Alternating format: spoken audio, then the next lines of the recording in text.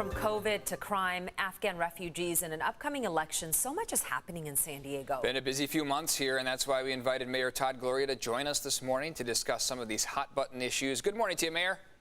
Good morning, Eric and Sally. Good to be with you. Glad you are with us here. I want to touch first on crime in the city, specifically near Belmont Park recently. As you know, we had another shooting the other day, 3 shootings in a matter of weeks. What's being done there, and do you think there's a rise in violent crime in the city? Does the data support that at all? Well, there's a rise in violent crime and specifically gun-related crime across the nation. And what we're seeing here in San Diego is emblematic of that. The gun violence, specifically at Belmont Park, but across the city. And it's troublesome, and we're doing our best to respond to it. You will see additional police presence in the Mission Beach community, specifically at Belmont Park. But at the end of the day, these crimes that are happening because of the prevalence of guns and the presence in some cases of gang-affiliated individuals is really driving this. As usual, I ask San Diegans to mind their surroundings and report suspicious activity to the police department. Okay, Mayor, let's talk about the recall for governor. What does it mean if the governor wins, if the governor loses? Well, I would tell you that from my perspective, if the governor is recalled, that's very bad news for San Diego. Stella, I will tell you the governor has been a very good friend to San Diego. Every single time I call upon him, he responds and he delivers. You see over $250 million in this year's state budget, specifically earmarked for San Diego, things like repairing the Ocean Beach Pier to improving Balboa Park and many things beyond that. The governor has really stepped up for San Diego, and I encourage San Diegans to vote no on the recall. Let's get this past us and get focused back on the most important thing, which is defeating the COVID-19 pandemic. We have, on this show, heard from Democrats who want to see the governor recalled. So it's not just Republicans. But Mayor, let me ask you this. What about the homeless situation? Because that seems to be a hot button issue. It is, unquestionably. And on that front, the governor is also delivering, over $1 billion to cities like ours to fight this particular problem. We'll be receiving some additional funds here shortly to acquire more hotels, to repurpose them into permanent supportive housing for the homeless.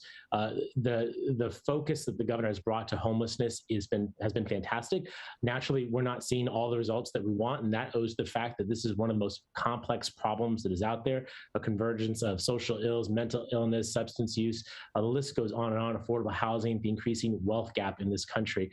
While no one individual can solve that entire problem, all of us have a responsibility to try and drive change on that. And you see that here at City Hall with many of the innovations we're bringing to bear, from the creation of a homelessness department at the City of San Diego, recruiting a director, nationally recognized leader on this issue, to some of the new homeless shelters that we hope to unveil in the coming weeks. This is an all hands deck moment. And right now what we have is a leader in Sacramento that is providing us the resources to do those kinds of things I just mentioned. Switching gears to Afghanistan, refugees coming to San Diego. Do we know how many the city has helped? And what is the long-term plan for these refugees, Mayor? No, although we certainly would welcome resettling refugees. Eric, as you probably know, San Diego has long welcomed folks from all around the world, and we have a steady flow of folks coming to San Diego all the time, whether it's from Mexico, Central America, other places around the world. So we wouldn't treat Afghans any differently. And I would suspect that some level of resettlement will happen here. The good news is that we have a robust public-private partnership between the city, the county, folks like Jewish Family Services, the ACLU, and others who really have created a rapid response network to make sure that these folks are integrated well into our community and they can be successful here in their new country. But again, Eric, that's not unique to Afghans. We do that all the time, and it's something that I'm very proud of. San Diego is a welcoming city and will continue to be that. Yeah, the programs are doing a great job. Mayor, there's talk of water rationing in California. Any plans in San Diego? Stella, right now, no. Although I want to remind San Diegans that we have year-round water conservation directions, and I would encourage folks to go to the city's website, look at the public utilities webpage to see what some of those are. Many of them are common sense things.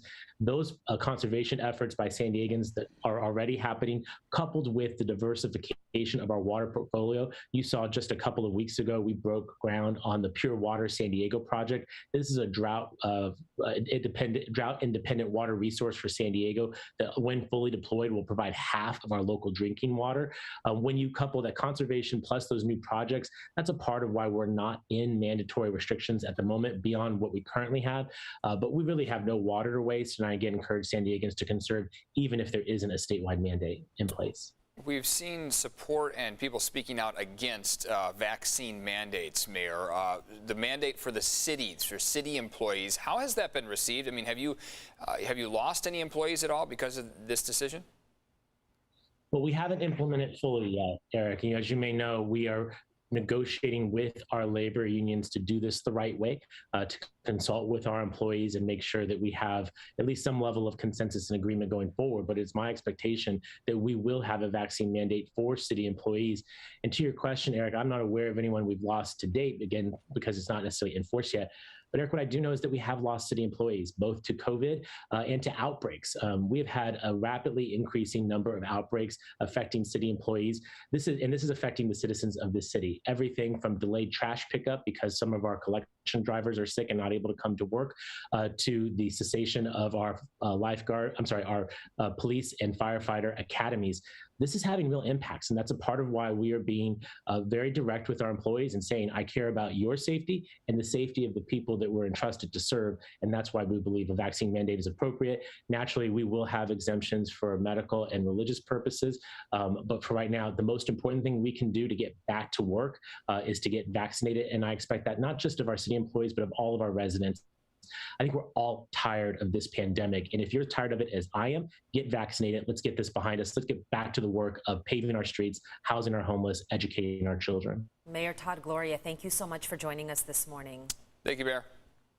My pleasure.